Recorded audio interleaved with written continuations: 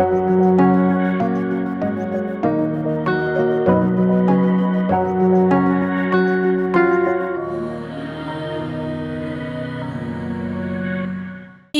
മാതാവിനും 1000 നന്ദി. എൻ്റെ പേര് ജിഫി റൊമൈൻ. ഞാൻ അരൂർ സെൻറ്റ് അഗസ്റ്റിൻ ചർച്ച് ഇടവകാംഗമാണ്. ഞാൻ ആദ്യമായി ഉടമ്പടി എടുക്കുന്നത് 2017 ഡിസംബർ 13 ആദ്യമായി തന്നെ മാതാവിൻ്റെ ഈ ജന്മതിരുനാളിൽ അമ്മയ്ക്കൊരു ബർത്ത്ഡേ ഗിഫ്റ്റായിട്ട് എൻ്റെ ഈ സാക്ഷ്യം പറയാനായിട്ട് ഈശോ അനുവദിച്ചുള്ള 1000 നന്ദി ഞാൻ അതിനെ സമർപ്പിക്കുന്നു. ഞാൻ ആദ്യമായിട്ട് കൃപാസനത്തിൽ വരുന്നത് ഞാൻ 10th സ്റ്റാൻഡേർഡിൽ സ്റ്റാർട്ട് ചെയ്യുന്ന സമയത്ത് എനിക്കൊരു ഫേഷ്യൽ പാരലൈസിസ് വന്നിട്ട് എൻ്റെ ഗോഡ് മദർ ഒരു നേർച്ച നേർന്നിട്ടുണ്ടായിരുന്നു. അതിൻ്റെ ഭാഗമായിട്ട് ആണ് ഞാനിവിടെ അന്ന് മരിയൻ കൃപാഭിഷേക ധ്യാനമായിരുന്നു. അത് കൂടാനായിട്ടാണ് ഞാനിവിടെ ആദ്യമായിട്ട് വരുന്നത്. അപ്പോൾ അന്നത്തെ അസുഖം ഡോക്ടർ പറഞ്ഞ സമയത്തിനുള്ളിൽ വളരെ വേഗത്തിൽ തന്നെ എനിക്കത് മാറി കിട്ടി. അപ്പം അന്ന് മുതൽ തന്നെ കൃപാസന മാതാവിനോട് ഒരു പ്രത്യേക ഒരു അറ്റാച്ച്മെൻറ്റ് എനിക്കുണ്ടായിരുന്നു. അതിനുശേഷം ഞാൻ നഴ്സിംഗ് പഠിക്കാൻ പോയി. നഴ്സിംഗ് പഠിച്ചത് കൊല്ലത്തൊരു ഇൻസ്റ്റിറ്റ്യൂട്ടിലാണ്. അപ്പോൾ അവിടെ നിന്ന് ഞാൻ ട്രാവൽ ചെയ്യുമ്പോഴത്തേക്കും ബസ്സിലിരുന്ന് ഞാൻ മാതാവിൻ്റെ ആ ഗ്രോട്ടോ കാണാനായിട്ട് ഞാൻ ബസ്സിലെപ്പോഴും ഞാനിങ്ങനെ ആകാംക്ഷയോടെ നോക്കുമായിരുന്നു. അപ്പോൾ മാതാവിൻ്റെ ഗ്രോട്ടോ കാണുമ്പോഴത്തേക്കും എനിക്ക് ഭയങ്കര ഒരു സന്തോഷമായിരുന്നു. അങ്ങനെ ഒരു അറ്റാച്ച്മെൻറ്റ് മാതാവിനോട് എന്നും ഉണ്ടായിരുന്നു, കൃപാസന മാതാവിനോട്. അതിനുശേഷം നഴ്സിംഗ് പഠനം പൂർത്തിയാക്കിയ ശേഷം എല്ലാവരെയും പോലെ എനിക്കും വിദേശത്ത് പോയി ജോലി ചെയ്യണമെന്നായിരുന്നു ആഗ്രഹം, ഏതെങ്കിലും ഒരു യൂറോപ്യൻ കൺട്രിയിൽ. നഴ്സിംഗ് കഴിഞ്ഞിട്ട് കുറച്ച് നാൾ ഞാൻ വർക്ക് ചെയ്തു. അതിനുശേഷം എൻ്റെ മാരേജ് കഴിഞ്ഞു. മാരേജിൽ എൻ്റെ ഈശോ തന്ന ഏറ്റവും വലിയ ഗിഫ്റ്റായിരുന്നു എൻ്റെ ഹസ്ബൻഡ്. ഭയങ്കര സപ്പോർട്ടീവാണ് ആൾ. ആ സമയത്ത് എനിക്ക് മാരേജ് കഴിഞ്ഞിട്ട് കുറച്ച് നാൾ ഞാൻ വർക്ക് ചെയ്തു. എങ്കിലും എനിക്കത് കണ്ടിന്യൂ ചെയ്യാൻ പറ്റില്ല കുറച്ച് പേഴ്സണൽ റീസൺസിൽ. അപ്പോൾ എനിക്ക് കുറച്ചധികം കരിയർ ഗ്യാപ്പായി. അപ്പോൾ ആ സമയത്ത് തന്നെ ഞാൻ വിദേശത്ത് പോകുന്നുള്ളൊരാഗ്രഹം ഉള്ളത് കൊണ്ട് തന്നെ ഞാൻ IELTS ട്രൈ ചെയ്തു. IELTS എഴുതി. ആദ്യമൊന്നും എനിക്ക് കിട്ടിയില്ല. പ്രധാനമായിട്ടും ഞാൻ പിന്നെ വന്ന് ഉടമ്പടി എടുത്തത് എൻ്റെ ഈ IELTS എക്സാം പാസ്സാകാൻ വേണ്ടിയിട്ടായിരുന്നു. പക്ഷേ എൻ്റെ ആദ്യത്തെ ഉടമ്പടി എടുത്തത് ഞാൻ എനിക്ക് ഉടമ്പടിയുടെ അന്തസത്ത എന്താണെന്ന് എനിക്ക് കൃത്യമായിട്ട് അറിയത്തില്ലായിരുന്നു. ശരിക്കും പറഞ്ഞാൽ ഞാൻ എൻ്റെ ഉടമ്പടി ആ ഒരു 20% പ്രാർത്ഥനയിൽ മാത്രം ഒതുങ്ങി. എനിക്ക് ഉടമ്പടി പത്രം കൊടുക്കാനോ കാരുണ്യപ്രവൃത്തി ചെയ്യാനോ എന്നുള്ള ഒരു ഇനിഷ്യേറ്റീവ് ആത്മാർത്ഥമായിട്ടൊന്നും ഞാൻ എടുത്തിട്ടുണ്ടായിരുന്നില്ല. അപ്പോൾ അതുകൊണ്ട് തന്നെ ഉടമ്പടി എടുത്തിട്ടും IELTS എഴുതിയിട്ടും എനിക്ക് കിട്ടിയില്ലായിരുന്നു. ഉടമ്പടി വസ്തുക്കളൊന്നും കൃത്യമായിട്ടൊന്നും ഉപയോഗിച്ചിട്ടില്ലെന്ന് തന്നെ പറയാം. ഒരു കൺസിസ്റ്റൻസി ഉണ്ടായിരുന്നില്ല എൻ്റെ ഉടമ്പടിക്ക്. അതിനുശേഷം ഞാൻ IELTS വീണ്ടും എഴുതി. 8-9 പ്രാവശ്യമൊക്കെ ഞാൻ IELTS എഴുതിയിട്ടുണ്ട്. അവസാനം ഞാൻ ശരിക്കും ഡിപ്രസ്ഡായി. പിന്നീടാണ് ഞാൻ ഉടമ്പടിനെക്കുറിച്ച് കൂടുതൽ അറിയുന്നത്, ഒരു കാര്യം മനസ്സിലാക്കാനിടയായത്. ഉടമ്പടി നമ്മൾ കൃത്യമായിട്ട് ചെയ്തില്ലെങ്കിൽ അതൊരു തിരിച്ചടിയായിട്ട് നമുക്ക് നമ്മുടെ ലൈഫിൽ വരുമെന്നുള്ളത്. അപ്പോഴത്തേക്കും എനിക്ക് പേടി, ഞാൻ ഉടമ്പടി കൃത്യമായിട്ട് പാലിക്കാത്തത് കൊണ്ടാണ് എനിക്കിങ്ങനെ ഒരു തിരിച്ചടി വന്നതെന്നുള്ളത്. പിന്നെ എനിക്ക് ഉടമ്പടി പുതുക്കാനും ഒരു ഭയങ്കര ഭയമായിരുന്നു. എക്സാം എഴുതാൻ തന്നെ എനിക്ക് ഭയമായിരുന്നു. പിന്നെ അതിന് ശേഷമാണ് കോവിഡ് കാലഘട്ടം വരുന്നത്. ആ സമയത്ത് ഹസ്ബൻഡിന് കുറച്ച് ബിസിനസ്സൊക്കെ ഉണ്ടായിരുന്നു. ആ ബിസിനസ്സിൽ ഒത്തിരി പ്രോബ്ലംസായി. ഫിനാൻഷ്യലി കുറച്ച് നല്ല സ്ട്രഗ്ലിംഗ് ആയി. അപ്പോഴത്തേക്കും എനിക്ക് ഒരു കുറേ കരിയർ ഗ്യാപ്പായി. അപ്പോഴത്തേക്കും ജോബിൽ പ്രവേശിക്കണം, തിരിച്ച് കയറണം എന്നുള്ളൊരാഗ്രഹം വന്നു. അപ്പോൾ വീണ്ടും ഈ ഒത്തിരി കരിയർ ഗ്യാപ്പ് ഉള്ളത് കൊണ്ട് നല്ലൊരു സ്ഥാപനത്തിൽ ജോലി കിട്ടാച്ചിട്ട് ബുദ്ധിമുട്ടാണ് ആസ് എ നേഴ്സ്. അപ്പോൾ ആ സമയത്ത് കോവിഡ് ടൈമിൽ എനിക്ക് ഒരു ജോലിയിൽ പ്രവേശിക്കാനുള്ള ഒരു അവസരം കിട്ടി, ഈസി ആയിട്ട് അവസരം കിട്ടി. അങ്ങനെ ഞാൻ ആ ജോലിയിൽ പ്രവേശിച്ചു. അതിനുശേഷം ആ കോവിഡ് ടൈം കഴിഞ്ഞപ്പോഴത്തേക്കും ആ സെയിം ഇൻസ്റ്റിറ്റ്യൂട്ടിൽ തന്നെ എനിക്ക് ഒരു സൂപ്പർ സ്പെഷ്യാലിറ്റി ബ്ലോക്കിൽ എനിക്ക് അവിടുത്തെ ഒരു ഇൻ്റർവ്യൂ അറ്റൻഡ് ചെയ്യാനും അങ്ങോട്ടേക്ക് ഒരു ICUവിൽ എനിക്ക് ജോബിൽ പ്രവേശിക്കാനും സാധിച്ചു. അപ്പം ആ ഇൻ്റർവ്യൂ അറ്റൻഡ് ചെയ്തപ്പോഴും ഞാൻ ഉടമ്പടി കാശുരൂപം ഉപയോഗിച്ചായിരുന്നു. കരിയർ ഗ്യാപ്പ് ഉള്ളത് കൊണ്ട് ഒരു ഇൻ്റർവ്യൂ അറ്റൻഡ് ചെയ്യുന്നത് ഒരു ചലഞ്ചിങ് കാര്യമായിരുന്നു എനിക്ക്. അങ്ങനെ ഞാൻ ആ ഇൻ്റർവ്യൂ അറ്റൻഡ് ചെയ്തിട്ട് ലിസ്റ്റിൽ വന്നെങ്കിലും എന്നെ വിളിച്ചിട്ടുണ്ടായിരുന്നില്ല. പക്ഷേ 1-2 മാസം കഴിഞ്ഞിട്ടും വിളിക്കാതായപ്പോൾ ഞാൻ ലൈറ്റ് ക്യാനിൽ പ്രെയർ റിക്വസ്റ്റ് ഇട്ട് പ്രാർത്ഥിച്ചു. അത് ഞാൻ ഡേറ്റ് ഇട്ട് പ്രാർത്ഥിച്ചു.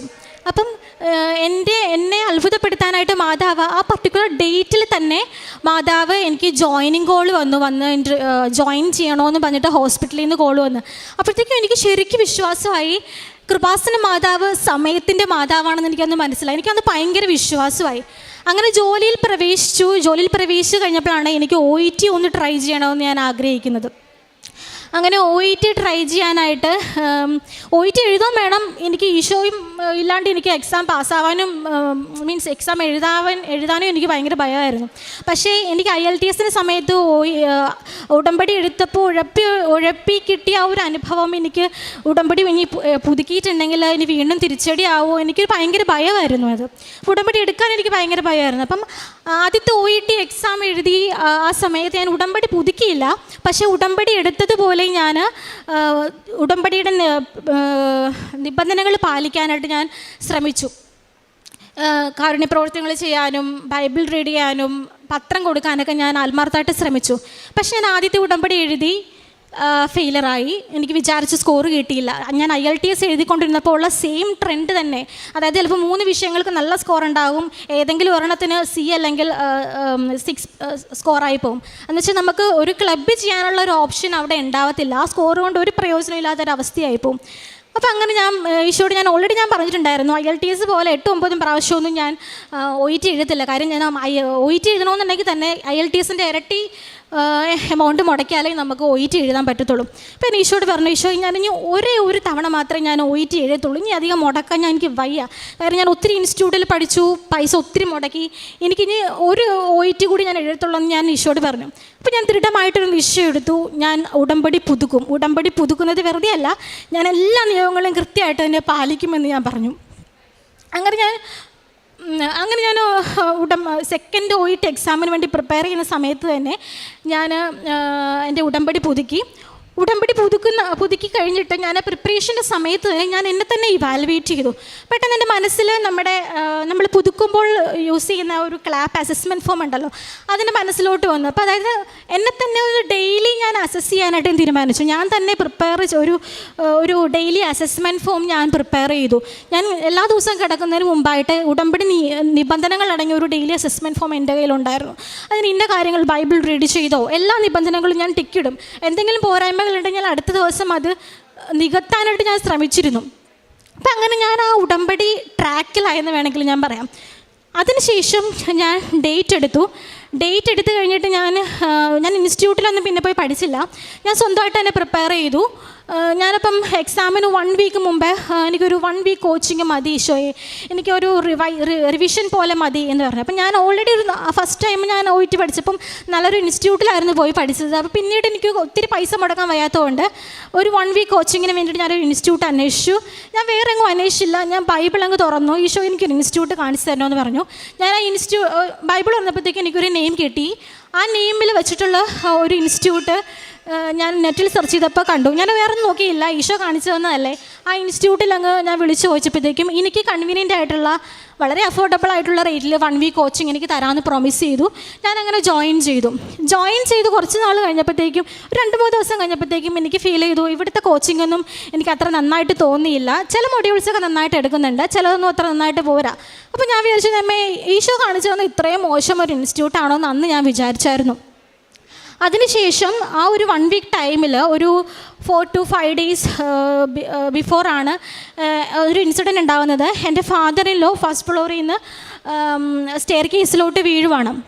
അപ്പോൾ ആ സമയത്ത് ഹസ്ബൻഡ് വീട്ടിലോട്ട് വന്ന് ഹസ്ബൻഡ് വേഗം ഓടിച്ചിരുന്നു. അപ്പോൾ ഞാൻ നോക്കിയപ്പോൾ പപ്പ ബാക്കിൽ ഫസ്റ്റ് ഫ്ലോറിൽ നിന്ന് സ്റ്റെയർ കേസിലോട്ടാണ് വീഴുന്നത്. അപ്പോൾ ബാക്ക് അടിച്ചാണ് വീണിരിക്കുന്നത്. ആൾക്കൊട്ടും ബോധമില്ല. ശരിക്കും പറഞ്ഞാൽ ആ വീഴ്ചയിൽ പപ്പയുടെ സ്പൈനും ഹെഡും ഒക്കെ നല്ല ഫ്രാക്ചർ ആകേണ്ട ഒരു വീഴ്ചയാണ് വീണത്. അപ്പോൾ ഞാൻ ശരിക്കും പാനിക്കായി. ഞാൻ എന്ത് ചെയ്യണമെന്ന് എനിക്ക് അറിയത്തില്ലായിരുന്നു. ഞാൻ വേഗം പപ്പ എടുത്തോട്ട് ഓടി ചെല്ലുന്നതിന് പകരം ഞാൻ വേഗം ചെന്നത് മാതാവിൻ്റെ ഉടമ്പടി തൈലവും കാശുരൂപം കൊണ്ടാണ്. ഞാൻ പപ്പയെടുത്ത് ചെന്നിട്ട് പപ്പയുടെ ദേഹത്ത് മൊത്തം ഈ ഉടമ്പടി തൈലം പുരട്ടി എന്നിട്ട് മാതാവിൻ്റെ കാശുരൂപം വെച്ച് ഞാൻ പ്രാർത്ഥിച്ചു, ഒന്ന് വരുത്തല്ലേന്ന്. ഞങ്ങൾ പിന്നെ ഹോസ്പിറ്റലിൽ പോയപ്പോഴത്തേക്കും സ്കാനിങ്ങും എല്ലാം ചെയ്തു. സ്കാനിങ്ങും എക്സ്റേ ഒക്കെ ചെയ്തിട്ട് ഡോക്ടർ പറഞ്ഞു സ്പൈനൊന്നും കുഴപ്പമില്ല, ഹെഡിലും വലിയ കാര്യമായിട്ടൊന്നും പ്രശ്നമില്ല, പക്ഷെ ആ പാടേ ഉള്ളത് ഫെമറൽ ഫ്രാക്ചർ മാത്രമാണെന്ന് പറഞ്ഞു. അപ്പോഴത്തേക്കും ഓക്കെ, നമുക്കിനി സർജറി വേണം, ഫെമറൽ ഫ്രാക്ചറിന് സർജറി വേണം. അപ്പം വേറെ ഒന്നും സംഭവിച്ചില്ല, സർജറി കഴിഞ്ഞിട്ടുണ്ടെങ്കിൽ ഓക്കെ ആകുമെന്ന് പറഞ്ഞു. അപ്പം ആ സമയം എന്ന് പറഞ്ഞിട്ടുണ്ടെങ്കിൽ എനിക്ക് ഭയങ്കര ക്രൂഷ്യലായിട്ടുള്ളൊരു സമയമാണ്. കാര്യം എൻ്റെ OET എക്സാം ഒരു 4-5 ദിവസം കൂടി കഴിയുമ്പോഴത്തേക്കും OET എക്സാമാണ്. എന്നെ സംബന്ധിച്ച് ഞാനെന്ന് പറയുന്നൊരു വ്യക്തി എക്സാമിന് വേണ്ടി പഠിക്കുന്നത് എക്സാമിന് തൊട്ട് മുമ്പുള്ള ആ ദിവസങ്ങളിലാണ്. അപ്പോൾ ഇങ്ങനെ ഒരു ഇൻസിഡൻറ്റ് എനിക്ക് സംഭവിച്ചപ്പോൾ എനിക്ക് എക്സാമിന് പ്രിപ്പയർ ചെയ്യാനായിട്ട് പറ്റുന്നില്ല. അപ്പോൾ ഞാൻ ഓൾറെഡി ഈശോയോട് ഞാൻ സംസാരിച്ചിട്ടുണ്ടായിരുന്നു. ഓൾറെഡി എക്സാം ഡേറ്റ് എടുക്കുന്നതിന് പറഞ്ഞ ശേഷം ഞാൻ ഇനി ഒരു തവണ കൂടി ഞാൻ എക്സാം എടുക്കത്തുള്ളൂ, ആ എക്സാം എനിക്ക് നന്നായിട്ട് എഴുതാൻ പറ്റണേ, എനിക്ക് പാസ്സാവണേ എന്ന് ഞാൻ പ്രാർത്ഥിച്ചിട്ടുണ്ടായിരുന്നു. അപ്പോൾ ഇങ്ങനെ ഒരു ഇൻസിഡൻറ്റ് വന്നപ്പോൾ ഞാൻ ഈശോയോട് ചോദിച്ചു, എന്തിനാ ഇങ്ങനെ ഒരു ഇൻസിഡൻറ്റ് ഉണ്ടാക്കിയെന്ന് ഞാൻ ചോദിച്ചായിരുന്നു. പിന്നെ വേറൊരു ഇൻസിഡൻറ്റ് എന്ന് വെച്ചാൽ ഞാൻ ആദ്യം ഈ OET പഠിക്കാനായിട്ട് ഇൻസ്റ്റിറ്റ്യൂട്ടിൽ 1 വീക്ക് ചേർന്നല്ലോ. അപ്പം ഞാൻ 2-3 ദിവസത്തെ ക്ലാസ്സുകൾ മാത്രമേ അറ്റൻഡ് ചെയ്തുള്ളൂ. അപ്പോൾ ഹോസ്പിറ്റലൈസ്ഡ് ആയതുകൊണ്ട് എനിക്ക് കോച്ചിങ്ങിനൊന്നും കൃത്യമായിട്ട് അറ്റൻഡ് ചെയ്യാൻ പറ്റുന്നില്ല. അപ്പോഴാണ് ഞാൻ വിചാരിച്ചത് ഈശോ എനിക്ക് വേണ്ടി ഇങ്ങനൊരു ഇൻസ്റ്റിറ്റ്യൂട്ട് തന്നത് എനിക്ക് കുറച്ച് ക്ലാസ്സുകളൊക്കെ ലോസ് ആകും, അതുകൊണ്ട് തന്നെയാണ് ആ ഒരു റീസണബിൾ പ്രൈസിൽ എനിക്ക് ആ ഇൻസ്റ്റിറ്റ്യൂട്ട് സെലക്ട് ചെയ്ത് തന്നതെന്ന് ഞാൻ അന്നേരം വിചാരിച്ചു.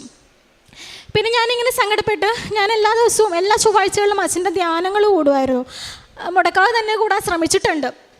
അപ്പം ആ വീക്കിൽ എക്സാമിൻ്റെ ആ വീക്കിൽ ചൊവ്വാഴ്ച ഞാൻ ധ്യാനം കൂടുന്ന സമയത്ത് അച്ഛൻ നമ്മളോട് സംസാരിക്കുന്ന പോലെ മിക്കവാറും എനിക്ക് തോന്നിയിട്ടുള്ളത്. കാര്യം ഞാനിങ്ങനെ എന്തിനുകൊണ്ട് ഈ ഒരു ഇൻസിഡൻറ്റ് എനിക്ക് ഉണ്ടായി, കാര്യം എനിക്ക് പഠിക്കേണ്ട സമയത്ത് ഇങ്ങനൊരു ഇൻസിഡൻറ്റ് ഉണ്ടായപ്പോഴത്തേക്കും അച്ഛൻ ഇങ്ങനെ പറയുവാണ്, നമുക്ക് എന്തെങ്കിലും ഡിഫിക്കൽട്ടീസ് എന്തെങ്കിലും നെഗറ്റീവായിട്ടുള്ള അനുഭവം ഉണ്ടാവുകയാണെന്നുണ്ടെങ്കിൽ അത് ശരിക്കും നമുക്ക് വരാനിരിക്കുന്ന അനുഗ്രഹത്തിൻ്റെ പേയ്മെൻ്റ് ആണെന്നുള്ളത്.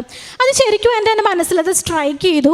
അപ്പോഴത്തേക്കും ഞാൻ വിചാരിച്ചു, ഞാൻ പപ്പയ്ക്ക് വേണ്ടിയിട്ട് സ്പെൻഡ് ചെയ്യുന്ന ഒരു ടൈമും പപ്പയ്ക്ക് വേണ്ടി കൊടുക്കുന്ന ആ ശുശ്രൂഷയും എനിക്ക് വരാനിരിക്കുന്ന ഒരു അനുഗ്രഹത്തിൻ്റെ മുന്നോടിയായിട്ടാണെന്നുള്ളത് ഞാൻ ഉറച്ചു വിശ്വസിച്ചു.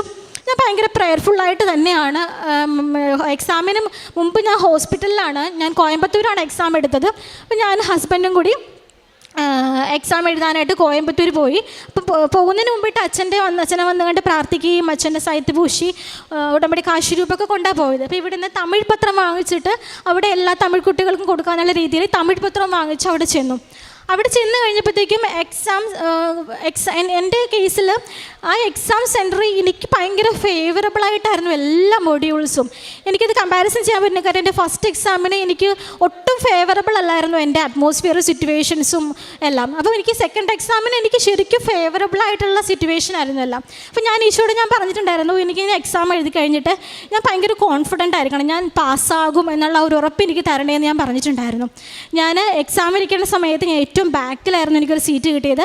അപ്പം ആ സമയത്ത് എൻ്റെ ബാക്കിൽ ആരോ നിൽക്കുന്ന പോലെ എനിക്ക് ഫീൽ. ഞാൻ എപ്പോഴും ഇങ്ങനെ പുറകോട്ട് തിരിഞ്ഞ് നോക്കുമായിരുന്നു, എൻ്റെ പുറകിൽ ആരോ നിൽക്കുന്നത്. അപ്പോൾ എനിക്ക് മനസ്സിലായി മാതാവിൻ്റെ കൂടെ ഉണ്ട്, ഉറപ്പായിട്ട് എൻ്റെ കൂടെ ഉണ്ട് എന്നുള്ളത് എനിക്ക് മനസ്സിലായി.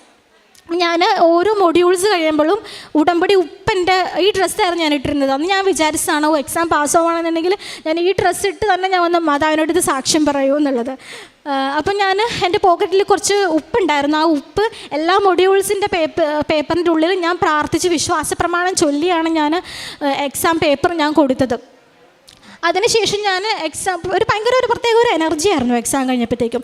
അത് കഴിഞ്ഞിട്ട് എക്സാം സെൻറ്ററിൽ നിന്ന് ഇറങ്ങി പുറത്ത് വന്നിട്ട് ഞാൻ തമിഴ് പത്രം എല്ലാവർക്കും ഞാൻ വിതരണം ചെയ്തു. ഇവിടുത്തെ കാര്യങ്ങൾ എല്ലാവരോടും ഞാൻ അവരോട് എനിക്ക് തമിഴ് അറിയില്ലെങ്കിൽ കൂടിയും എനിക്ക് പറ്റുന്ന പോലെ ഞാൻ അവരോട് എക്സ്പ്ലെയിൻ ചെയ്ത് കൊടുത്തു. ഒരു പ്രത്യേക എനർജി ആയിരുന്നു. അത് കഴിഞ്ഞിട്ട് ഞാൻ വീട്ടിൽ വന്നപ്പോഴത്തേക്കും എനിക്ക് ഭയങ്കര കോൺഫിഡൻസ്, ഞാൻ എന്തായാലും ഞാൻ പാസ്സാകും.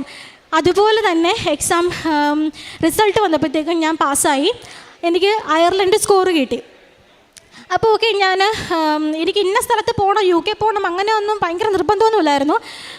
ഈശോൻ്റെ ഇഷ്ടം അയർലൻഡിലോട്ട് പോകുകയാണെന്നുണ്ടെങ്കിൽ ഓക്കെ അയർലൻഡ് സ്റ്റാർട്ട് ചെയ്യാം. അയർലൻഡിൻ്റെ സ്വപ്നത്തിലില്ലായിരുന്നു. എന്നാൽ പിന്നെ അയർലൻഡ് ഈശോൻ്റെ ഇഷ്ടം അതാണെന്നുണ്ടെങ്കിൽ അയർലൻഡ് സ്റ്റാർട്ട് ചെയ്യാം, പ്രോസസ്സിങ് സ്റ്റാർട്ട് ചെയ്യാമെന്ന് പറഞ്ഞ് അയർലൻഡ് പ്രോസസ്സിങ് സ്റ്റാർട്ട് ചെയ്തു. പ്രോസസ്സിങ് സ്റ്റാർട്ട് ചെയ്ത് കഴിഞ്ഞപ്പോഴാണ് എനിക്ക് മനസ്സിലായത് അയർലൻഡിലോട്ട് UK പോലെ അങ്ങനെ ഈസി ആയിട്ടൊന്നും പോകാൻ പറ്റത്തില്ല എന്നുള്ളത്. കാര്യം അയർലൻഡിൻ്റെ ഞാൻ പ്രോസസ്സിങ് സ്റ്റാർട്ട് ചെയ്യുന്ന സമയത്ത് അയർലൻഡിൻ്റെ റിക്രൂട്ട്മെൻറ്റ് എംബാർഗോ നടക്കുമായിരുന്നു. അയർലൻഡിൻ്റെ റിക്രൂട്ട്മെൻറ്റ് ഫ്രീസിങ് നടക്കുന്ന സമയമാണ്. അപ്പം ഞാൻ വർക്ക് ചെയ്യുന്ന ഡിപ്പാർട്ട്മെൻറ്റ് CTVS ICU ആണ്, അതായത് ഹാർട്ട് സർജറി ഡിപ്പാർട്ട്മെൻറ്റാണ്. അപ്പോൾ ഇത് സ്പെഷ്യാലിറ്റി ഏരിയ ആയതുകൊണ്ട് അയർലൻഡിൽ എങ്ങനെയാണെന്ന് പറഞ്ഞിട്ടുണ്ടെങ്കിൽ നമ്മൾ എവിടെയാണോ വർക്ക് ചെയ്യുന്നത് ആ സ്ഥലത്തുള്ള ഇൻ്റർവ്യൂ വരുമ്പോൾ മാത്രമേ നമുക്ക് ഇൻ്റർവ്യൂ ഓപ്പർച്യൂണിറ്റി കിട്ടത്തുള്ളൂ. അപ്പം ഈ എംബാർഗോ നടക്കുന്നതുകൊണ്ട്, റിക്രൂട്ട്മെൻറ്റ് എംബാർഗോ നടക്കുന്നതുകൊണ്ട് കിട്ടുന്ന ഇൻ്റർവ്യൂസും വളരെ കുറവാണ്. എൻ്റെ സ്പെഷ്യാലിറ്റി ഏരിയയിലോട്ട് ഇൻ്റർവ്യൂ വരത്തില്ല. പിന്നെ മാത്രമല്ല അവരുടെ റിക്വയർമെൻറ്റ്സ് കൂട്ടുകയും ചെയ്തു. നമ്മൾ കറൻ്റ്ലി വർക്ക് ചെയ്യുന്ന ഏരിയയിൽ അറ്റ്ലീസ്റ്റ് 2 years എക്സ്പീരിയൻസ്, ഇപ്പോൾ അത് 4 yearsഉം 6 yearsഉം ആയിട്ട് അവർ കൂട്ടി. അപ്പം എന്നെ സംബന്ധിച്ചിടത്തോളം ഞാൻ ആ പ്രോസസ്സിങ് സ്റ്റാർട്ട് ചെയ്യുന്ന സമയത്ത് എനിക്ക് കറൻ്റ്ലി വർക്ക് ചെയ്യുന്ന ഡിപ്പാർട്ട്മെൻറ്റിൽ 2 years ആവുന്നതേ ഉണ്ടായിരുന്നുള്ളൂ. ഒത്തിരി കരിയർ ഗ്യാപ്പും ഉണ്ടായിരുന്നു. മാത്രമല്ല ഗൾഫ് കൺട്രി എക്സ്പീരിയൻസ് ഉള്ളവരെയാണ് അവർ കൂടുതലും സെലക്ട് ചെയ്തിരുന്നത്. എനിക്കാണെങ്കിൽ ഗൾഫ് കൺട്രി എക്സ്പീരിയൻസും ഇല്ല.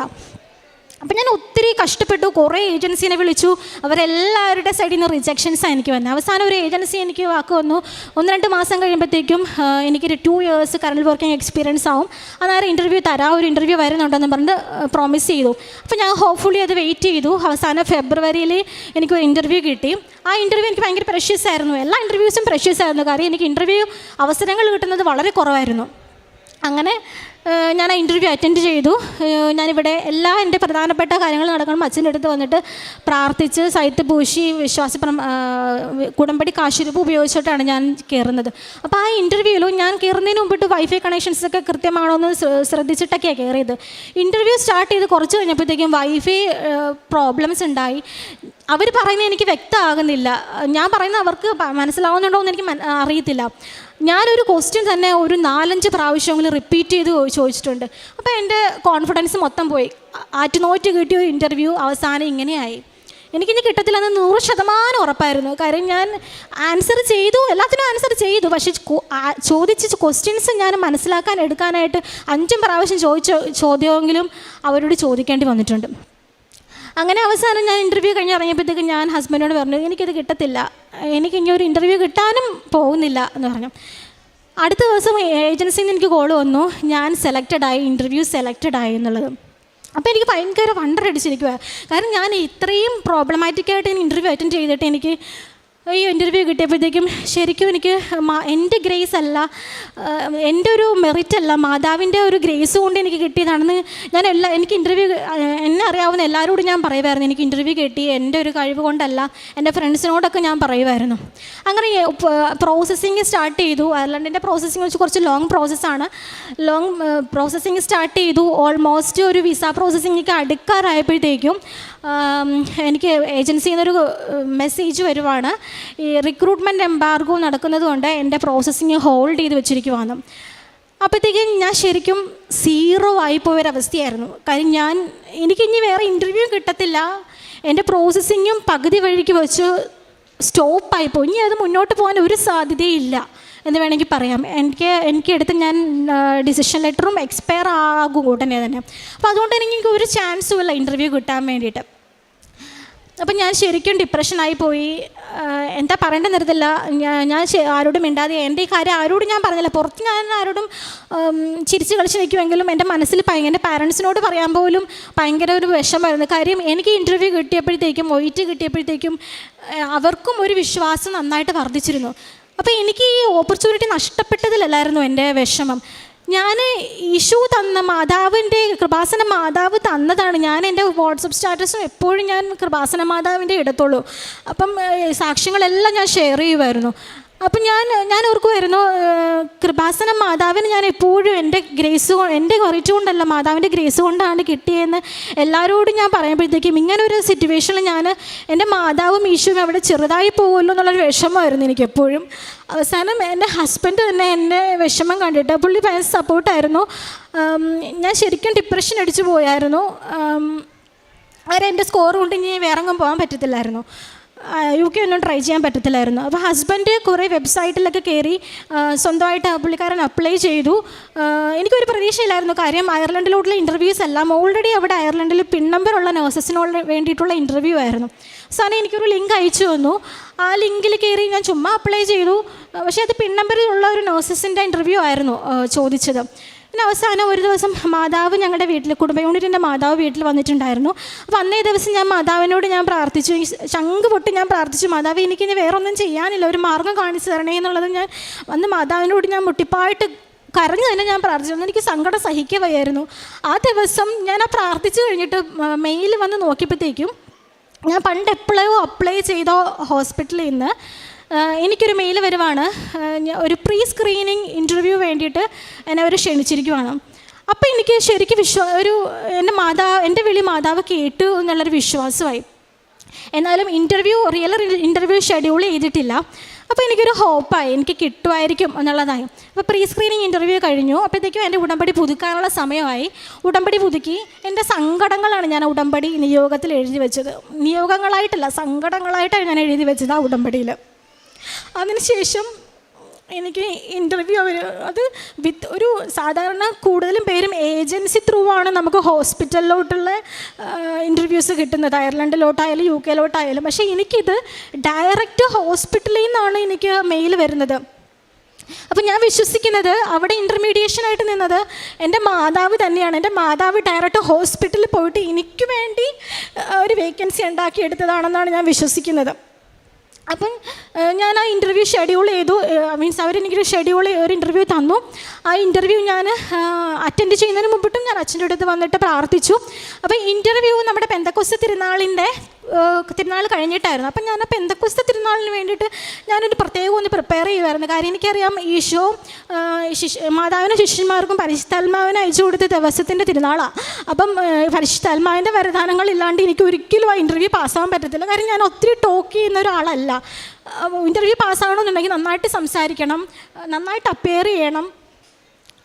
അയർലൻഡിൽ ഇൻ്റർവ്യൂ കിട്ടാത്ത ഒത്തിരി ആൾക്കാരെ എനിക്കറിയാം. എന്നെക്കാളും എക്സ്പീരിയൻസ് ഉള്ളവർക്ക് കിട്ടാത്തതും എനിക്കറിയാം. അപ്പോൾ അതുകൊണ്ട് തന്നെ നല്ല എക്സ്പീരിയൻസും നല്ല ഒരു പ്രസൻറ്റേഷൻ ഉണ്ടെങ്കിലേ നമുക്ക് ഇൻ്റർവ്യൂ കിട്ടത്തുള്ളൂ. അപ്പോൾ അതുകൊണ്ട് തന്നെ ഞാൻ പെന്തക്കോസ്ത് തിരുനാളിന് വേണ്ടിയിട്ട് എനിക്ക് ഭാഷാപരവും ജ്ഞാനപരവും കിട്ടാൻ വേണ്ടിയിട്ട് ഞാൻ പ്രാർത്ഥിച്ചു. ഈശോയുടെ കരുണയ്ക്ക് വേണ്ടി ഞാൻ പ്രത്യേകം പ്രാർത്ഥിച്ചായിരുന്നു ആ തിരുനാളിന് വേണ്ടിയിട്ട്. അപ്പോൾ പിറ്റേ ദിവസം അപ്പം എനിക്കൊരു ചൊവ്വാഴ്ചയാണ് ഇൻ്റർവ്യൂ വരുന്നത്. അപ്പോൾ ഇൻ്റർവ്യൂ ചൊവ്വാഴ്ചത്തെ ധ്യാനം കൂടി. അന്നേ ദിവസവും ജോസഫച്ചൻ പറയുന്നത് പെന്തക്കോസ്ത് തിരുനാളിൻ്റെ കാര്യങ്ങളും അങ്ങനെയുള്ള കാര്യങ്ങളൊക്കെ. അപ്പോൾ എനിക്കൊരു പോസിറ്റീവായിട്ടുള്ളൊരു വൈബാണ് എനിക്ക് കിട്ടിയത്. അപ്പോൾ എനിക്ക് ഭയങ്കര കോൺഫിഡൻസ് ആയി. ഞാൻ ആ ധ്യാനം അറ്റൻഡ് ചെയ്ത ശേഷം ഞാൻ ഇൻ്റർവ്യൂ അറ്റൻഡ് ചെയ്തു. ഇൻ്റർവ്യൂ അറ്റൻഡ് ചെയ്തത് ഞാനിവിടെ തലേ ദിവസം വന്ന് അച്ഛൻ്റെ കൈവയ്പ്പ് പ്രാർത്ഥന ഉണ്ടായിരുന്നല്ലോ, അത് അറ്റൻഡ് ചെയ്ത ആ സമയത്ത് തന്നെയാണ് എൻ്റെ ഇൻ്റർവ്യൂവും സ്റ്റാർട്ട് ചെയ്തത്. അപ്പോൾ ഞാൻ വിചാരിച്ചു ഞാനിവിടെ തലേ ദിവസം വന്ന ആ സമയത്ത് തന്നെ, അനുഗ്രഹം മേടിച്ച ആ സമയത്ത് തന്നെ എനിക്ക് ഇൻ്റർവ്യൂ അറ്റൻഡ് ചെയ്യാൻ പറ്റും. അപ്പോൾ ഇൻ്റർവ്യൂ സ്റ്റാർട്ട് ചെയ്തതും ഞാൻ ഭയങ്കര ടോക്കറ്റീവായിരുന്നു. ഞാൻ എനിക്ക് ആദ്യമൊക്കെ അവരുടെ സ്ലാങ് മനസ്സിലാവുമോ എന്നുള്ളതൊരു ബുദ്ധിമുട്ടൊക്കെ ഉണ്ടായിരുന്നു. എനിക്ക് ഭയങ്കര ഭയം ഉണ്ടായിരുന്നു. പക്ഷേ ഞാൻ ഇൻ്റർവ്യൂ സ്റ്റാർട്ട് ചെയ്തൊരു പ്രത്യേക എനർജി ആയിരുന്നു എനിക്ക് ഞാൻ അവർ ചോദിക്കുന്നതായിട്ടുള്ള ആൻസർ എനിക്ക് നന്നായിട്ട് തന്നെ പറയാൻ പറ്റി. ഇൻ്റർവ്യൂ കഴിഞ്ഞപ്പോൾ എനിക്ക് ഭയങ്കര സങ്കടമായിരുന്നു. എനിക്ക് ഇനിയും സംസാരിക്കണം അവരോട്, ഒത്തിരി സംസാരിക്കാനാണ് എനിക്ക് തോന്നിയത്. അപ്പോൾ ഇൻ്റർവ്യൂ കഴിഞ്ഞപ്പോഴത്തേക്ക് ഞാൻ ഭയങ്കര കോൺഫിഡൻസ് ആയിരുന്നു. എനിക്ക് എന്തായാലും ഇൻ്റർവ്യൂ കിട്ടും, ഒരു മാറ്റവും ഇല്ലായാലും എനിക്ക് ഇൻ്റർവ്യൂ ഉറപ്പായിട്ടും കിട്ടുമെന്നായി. അടുത്ത ദിവസം എനിക്ക് മെയിൽ വരുവാണ്. എൻ്റെ ഇൻ്റർവ്യൂവിൽ അവർ ഭയങ്കര ഇമ്പ്രസ്ഡ് ആയി, ഞാൻ സെലക്റ്റഡ് ആയെന്ന് പറഞ്ഞിട്ട് എനിക്ക് മെയിൽ വന്നു. അപ്പോൾ ഞാൻ ഭയങ്കര ഹാപ്പി ആയിരുന്നു. അങ്ങനെ ഇൻ്റർവ്യൂ കിട്ടി. അപ്പം ഞാൻ ആലോചിക്കുമായിരുന്നു, ഞാനൊരു ഹോസ്പിറ്റലിൽ ഡയറക്റ്റ് ഹയർ ചെയ്യുവാണ്, വിത്തൗട്ട് ഒരു ഏജൻസി ഇല്ലാണ്ട്. അങ്ങനെ റെയറായിട്ട് ആൾക്കാർ പോകുന്നുണ്ട്, കൂടുതലും ആൾക്കാർ ഏജൻസി വഴിയാണ് പോകുന്നത്. അപ്പം ഞാൻ ഇത് മാതാവിൻ്റെ കയ്യൊപ്പോടെ തന്ന ഒരു അവസരമായിട്ടാണ് ഞാനിതിനെ കണക്കാക്കിയത്. അങ്ങനെ ഇൻ്റർവ്യൂവിൻ്റെ പ്രോസസ്സിങ്ങൊക്കെ മീൻസ് എയർലൈൻ്റെ പ്രോസസ്സിങ് വീണ്ടും സ്റ്റാർട്ട് ചെയ്തു. പെട്ടെന്ന് തന്നെ എൻ്റെ പ്രോസസ്സിങ്ങൊക്കെ വലിയ തടസ്സങ്ങളൊന്നും കൂടാതെ തന്നെ മുന്നോട്ട് പോയി. എൻ്റെ വിസ കിട്ടി. വിസ കിട്ടുന്ന സമയത്ത് അതിന് മുമ്പായിട്ട് മാതാവിൻ്റെ ഓരോ അടയാളങ്ങൾ എനിക്ക് കിട്ടുമായിരുന്നു, ഓരോ ഡേറ്റുകൾ എനിക്ക് കാണിച്ചു തരായിരുന്നു. ഒരു 5 എന്നുള്ള ഒരു അക്ക എനിക്കെന്നെ കാണിച്ചു തന്നത്. അപ്പം മാതാവ് ചോദിക്കും, മാതാവ് എന്താ ഈ 5 എന്നുള്ള അക്ക എന്നെ ഇങ്ങനെ കാണിക്കുന്നത്? അപ്പോഴേക്കാണ് എനിക്ക് മനസ്സിലായത് എൻ്റെ വിസ ഇൻ്റർവ്യൂവിൻ്റെ ഡേറ്റ് എനിക്ക് കിട്ടിയത് 5-ാം തീയതിയാണ്. അപ്പോൾ മാതാവ് തീരുമാനിച്ചുറപ്പിച്ചൊരു ഡേറ്റ് ആയിരിക്കും ഞാൻ പൂർണ്ണമായിട്ട് വിശ്വസിക്കുന്നു. അന്നേ ദിവസം വളരെ സിമ്പിളായിട്ട് തന്നെ എനിക്ക് ആ ഇൻ്റർവ്യൂ പങ്കെടുക്കാനും, നോർമലി ഒരു 4 to 8 വീക്സ് ഒക്കെ എടുക്കും വിസ കിട്ടാനായിട്ടെന്നാണ് പറയുന്നത്. പക്ഷേ എനിക്ക് വിത്തിൻ 20 ഡേയ്സിനുള്ളിൽ തന്നെ വർക്കിംഗ് ഡേയ്സിനുള്ളിൽ തന്നെ എനിക്ക് എൻ്റെ വിസ കിട്ടി. അപ്പം ഒക്ടോബർ 2 ഞാൻ അയർലൻഡിന് പോവുകയാണ്. പിന്നെ അതിന് ശേഷം ഞാൻ ഹോസ്പിറ്റലിൽ നിന്ന് ഡയറക്റ്റ് ഹയറിങ് ആയതുകൊണ്ട് എൻ്റെ വിസ പ്രോസസ്സിങ്ങിന് വേണ്ടിയിട്ട് മാത്രം അയർലൻഡിലെ ഒരു ഏജൻസീനെ അവർ ഹയർ ചെയ്തിട്ടുണ്ടായിരുന്നു. അപ്പം അവരാണ് എൻ്റെ വിസ പ്രോസസ്സിങ്ങിന് ഹെൽപ്പ് ചെയ്തതും ടിക്കറ്റ് ബുക്ക് ചെയ്യുന്നതും. അപ്പം ഒരു കാര്യം എനിക്ക് പറയാനുള്ളത്, ഞാൻ എൻ്റെ ടിക്കറ്റ് ബുക്ക് ചെയ്യുന്ന സമയത്ത് ടിക്കറ്റ് ഹോസ്പിറ്റലിൽ തന്നെ നമുക്ക് എടുത്തു വരും. അപ്പോൾ ഹോസ്പിറ്റലുകാർ നമുക്കൊരു പർട്ടിക്കുലർ എമൗണ്ട്, ഒരു 800 euro നമുക്ക് അലോക്കേറ്റ് ചെയ്തിട്ടുണ്ട്. അതിനുള്ളിൽ നമുക്ക് ടിക്കറ്റ് എടുക്കാൻ പറ്റും. അപ്പോൾ അത് ഈ പറയുന്ന ഏജൻസിയാണ് നമുക്ക് ബുക്ക് ചെയ്ത് തരുന്നത്. അപ്പം ഇതൊരു സീസൺ അല്ലാത്തത് കൊണ്ട് തന്നെ ടിക്കറ്റ് ഫെയർ കമ്പാരിറ്റീവ്ലി കുറവാണ്. അപ്പം എന്നെ ഈ പ്രോസസ്സിങ്ങിന് വേണ്ടി ഹെൽപ്പ് ചെയ്തൊരു ചേച്ചിയുണ്ട്, ടീന ചേച്ചി. ആ ചേച്ചി പറഞ്ഞു നമുക്ക് വേണമെങ്കിൽ എക്സ്ട്രാ ലഗേജ്, അതൊന്നും എനിക്ക് അറിയത്തില്ലായിരുന്നു, എക്സ്ട്രാ ലഗേജ് കൊണ്ടുപോകാം, അത് നമ്മുടെ ഈ ഫെയർ എമൗണ്ടിൽ കവർ ചെയ്യാൻ പറ്റുമോ എന്ന് പറഞ്ഞു. അപ്പം ഞാൻ ഇതൊക്കെ ഉൾക്കൊള്ളിച്ചുകൊണ്ട് ഞാൻ ഈ ഏജൻസിക്ക് മെയിൽ ചെയ്തു. അപ്പം അവരായ മെയിലിനെതിരായിട്ട് വളരെ ചീപ്പ് റേറ്റിലുള്ള എനിക്ക് എക്സ്ട്രാ ലഗേജസ് ഒന്നും കൊണ്ടുപോകാൻ പറ്റാത്ത രീതിയിലുള്ള ഒരു ഫ്ലൈറ്റ് എനിക്ക് ബുക്ക് ചെയ്ത് തന്നു. അപ്പം ഞാൻ തിരിച്ച് പറഞ്ഞു എനിക്ക് ഇങ്ങനെയല്ല വേണ്ടത്, എനിക്ക് വേറെ ഫ്ലൈറ്റ്, ഞാൻ നോക്കി സൈറ്റിൽ നോക്കിയപ്പം വേറെ നല്ല ഫ്ലൈറ്റുകൾ ആ സെയിം എമൗണ്ടിൽ സെയിം ഡേറ്റിലൊക്കെ ഉണ്ട്. അപ്പം ഞാൻ അവസാനം ഏജൻസിയോട് പറഞ്ഞു എനിക്ക് വേറെ ഫ്ലൈറ്റ് ബുക്ക് ചെയ്യണമെന്ന് പറഞ്ഞപ്പോൾ അവർ തിരിച്ച് പറഞ്ഞു ഈ ഫ്ലൈറ്റ് ക്യാൻസലേഷനും പിന്നെ എക്സ്ട്രാ ലഗേജിനുള്ള പൈസ നമുക്ക് അലോക്കേറ്റ് ചെയ്ത ഫെയർ എമൗണ്ടിനേക്കാളും കൂടും, അപ്പോൾ അതുകൊണ്ട് നിങ്ങൾ തന്നെ പേ ചെയ്യേണ്ടി വരും എക്സ്ട്രാ വരുന്നതെന്ന് പറഞ്ഞു. അപ്പോൾ ഞാൻ ഇത് ഉൾക്കൊള്ളിച്ചുകൊണ്ട് ഞാൻ ഹോസ്പിറ്റലുകാരോട് ഡയറക്റ്റ് ഹയറിങ് ആയതുകൊണ്ട് ഹോസ്പിറ്റലുകാരോട് ഞാൻ തന്നെയാണ് മെയിലടിച്ച് എല്ലാ കാര്യങ്ങളും ചോദിക്കുന്നത്. ഓരോ മെയിൽ ഞാൻ ചെയ്യുമ്പോഴും ഞാൻ പ്രാർത്ഥിച്ച് മാതാവിനോട് ചോദിച്ചിട്ട് വിശ്വാസപ്രമാണം ചൊല്ലിയാണ് മെയിൽ ചെയ്യുന്നത്. കാര്യം ഞാൻ ഏജൻസി ത്രൂ അല്ല, കാര്യം ഞാൻ അവരോട് സംസാരിക്കുമ്പോഴത്തേക്കും ഒരു ബാഡ് ഇമ്പ്രഷൻ ഉണ്ടാകാൻ പാടില്ല. അപ്പോൾ അതുകൊണ്ട് തന്നെ ഞാൻ ഇങ്ങനൊരു സംഭവം ഏജൻസിയുടെ ഭാഗത്തു നിന്നുണ്ടായപ്പോൾ ഞാൻ അവർക്ക് മെയിൽ ചെയ്തു, ഇങ്ങനെ ഏജൻസി ചോദിക്കുന്നുണ്ട് എൻ്റെ ഫെയർ എമൗണ്ട് ഇത്ര അലോക്കേറ്റ് ചെയ്ത് തന്നതാണ് എന്ന് പറഞ്ഞപ്പോൾ ഹോസ്പിറ്റലുകാർ ആദ്യം എനിക്കൊരു പോസിറ്റീവ് റിപ്ലൈ അല്ല തന്നത്.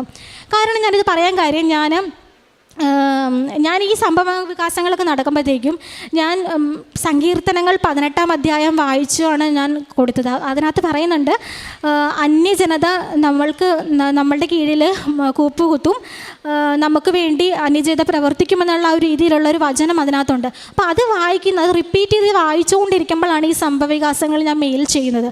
അപ്പം ആദ്യമൊന്നും ഞാൻ പൂർണ്ണമായിട്ട് വിശ്വസിച്ചു എനിക്ക് വേറെ ഫ്ലൈറ്റ് ബുക്ക് ചെയ്യും, എനിക്കൊരു എക്സ്ട്രാ ഒരു 10 kg കൂടി അലോക്കേറ്റ് ചെയ്ത് തരുമെന്ന് ഞാൻ പ്രാർത്ഥിച്ചായിരുന്നു. അപ്പം പക്ഷേ ഞാൻ ഈ മെയിൽ ചെയ്ത ശേഷം ഹോസ്പിറ്റലുകാരുടെ സൈഡിൽ നിന്ന് എനിക്ക് ഒരു നെഗറ്റീവ് റിപ്ലൈ ആണ്, നിങ്ങൾ എക്സ്ട്രാ എമൗണ്ട് പേ ചെയ്യേണ്ടി വരും എന്നുള്ളത് വന്നു. അപ്പോൾ ഓക്കെ ശരി, എന്നാൽ പിന്നെ ഈശോൻ്റെ ഇഷ്ടം അതാണ്, ഈശോയോട് ചോദിച്ചിട്ടാണല്ലോ ഞാൻ മെയിൽ ചെയ്തത്, ഈശോൻ്റെ ഇഷ്ടം എന്നാണെങ്കിൽ ഓക്കെ ഞാൻ ഉള്ള KG കൊണ്ട് ഞാൻ പൊക്കോളാം, ഫസ്റ്റ് ഫ്ലൈറ്റ് തന്നെ മതി എന്നുള്ള രീതിയിൽ ഞാൻ പോയി. പക്ഷേ പിറ്റേ ദിവസം എന്നെ അത്ഭുതപ്പെടുത്തിക്കൊണ്ടൊരു മെയിൽ വരുവാണ് ഏജൻസിയുടെ ഭാഗത്തുനിന്ന്, ഞങ്ങൾ പുതിയ ഫ്ലൈറ്റ് ബുക്ക് ചെയ്തിട്ടുണ്ട്, അതിനകത്ത് 20 kg കൂടി എക്സ്ട്രാ ലഗേജ് എനിക്ക് അലോക്കേറ്റ് ചെയ്യുന്നു. അപ്പോൾ ടോട്ടൽ എനിക്ക് 50 kg കൊണ്ടുപോകും. ഞാൻ ഒരിക്കലും പ്രതീക്ഷിച്ചില്ല. അപ്പോൾ എനിക്കത് ശരിക്കും ഒരു അത്ഭുതമായി. എൻ്റെ പ്രോസസ്സിങ് ത്രൂ ഔട്ട് ഈശോൻ്റെയും മാതാവിനെയും കയ്യൊപ്പുണ്ടെന്ന് ഞാൻ പൂർണ്ണമായിട്ട് വിശ്വസിക്കുന്നു.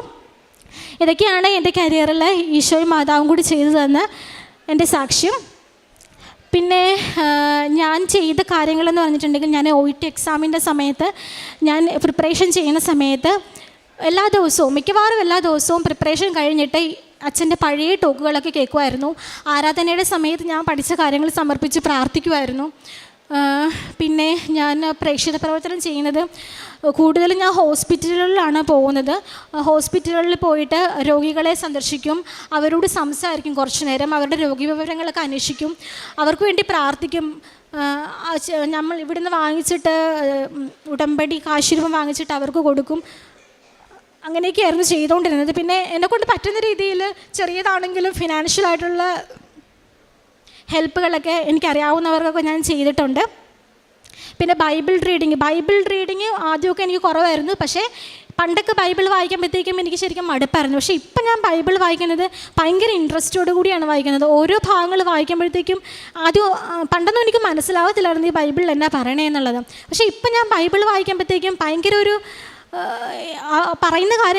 ബൈബിൾ പറയുന്ന കാര്യങ്ങൾക്ക് ശരിക്കും മനസ്സിലാക്കി കൂടുതൽ ഇൻട്രസ്റ്റോടുകൂടി വായിക്കാനാണ് എനിക്ക് തോന്നുന്നത്. പിന്നെ വേറൊരു കാര്യം എന്ന് പറഞ്ഞിട്ടുണ്ടെങ്കിൽ കോവിഡ് ടൈമിൽ ഞങ്ങൾക്ക് കുറച്ച് നന്നായിട്ട് തന്നെ ഫിനാൻഷ്യൽ സ്ട്രഗിൾ ഉണ്ടായിരുന്നു. അപ്പോൾ ആ സമയത്ത് ഹസ്ബൻഡ് ഒരു ജോലിക്ക് വേണ്ടിയിട്ട് ഒരാഗ്രഹം പറഞ്ഞിരുന്നു. അപ്പം ഞാൻ ലൈറ്റ് ക്യാൻഡിൽ പ്രയർ റിക്വസ്റ്റ് ഇട്ട് പ്രാർത്ഥിച്ചായിരുന്നു. ഹസ്ബൻഡിന് നല്ലൊരു പൊസിഷൻ, നല്ലൊരു ജോലി തന്നെ കിട്ടണേ എന്നുള്ളൊരു ലൈറ്റ് ക്യാൻഡിൽ പ്രയർ റിക്വസ്റ്റ് ഇട്ട് പ്രാർത്ഥിച്ചു. അതിൻ്റെ ഫലമായിട്ട് ഞങ്ങൾ പ്രതീക്ഷിക്കാതെ തന്നെ ഹസ്ബൻഡ് തന്നെ ഒരു ഫ്രണ്ട് പെട്ടെന്ന് ഒരു ദിവസം രാവിലെ വിളിച്ച് പറയുവാണ് ഇന്നൊരു സ്ഥലത്ത് ഇൻ്റർവ്യൂ ഉണ്ട്, അവിടെ ഇൻ്റർവ്യൂ അറ്റൻഡ് ചെയ്യാൻ പറഞ്ഞു. അപ്പോൾ ഹസ്ബൻഡ് ഇൻ്റർവ്യൂ അറ്റൻഡ് ചെയ്ത് ജോലി കിട്ടി. ഒരു നല്ലൊരു മാനേജർ പൊസിഷനിൽ തന്നെ ഹസ്ബൻഡ് നന്നായിട്ട് കംഫർട്ടബിളായിട്ട് വർക്ക് ചെയ്യാൻ പറ്റുന്ന ഒരു പൊസിഷനിൽ തന്നെ ഇപ്പോൾ വർക്ക് ചെയ്യുന്നു. പിന്നെ എൻ്റെ ഈ ഉടമ്പടിയുടെ ഫലമായിട്ട് എൻ്റെ വീട്ടുകാർക്കും പ്രത്യേകിച്ച് എൻ്റെ ഹസ്ബൻഡിനും വിശ്വാസം വർദ്ധിച്ചു. ഇപ്പം കുടുംബ പ്രാർത്ഥന ലീഡ് ചെയ്യുന്നത് തന്നെ എൻ്റെ ഹസ്ബൻഡാണ്. പണ്ട് അങ്ങനെ വലിയ ഇൻവോൾവ്മെൻറ്റ്സ് ഒന്നും ഉണ്ടായിരുന്നില്ല. പക്ഷേ ഇപ്പോൾ ഹസ്ബൻഡാണ് ഞങ്ങളുടെ വീട്ടിലെ കുടുംബ പ്രാർത്ഥന ലീഡ് ചെയ്യുന്നത്. ഈശോയ്ക്കും മാതാവിന് 1000 നന്ദി.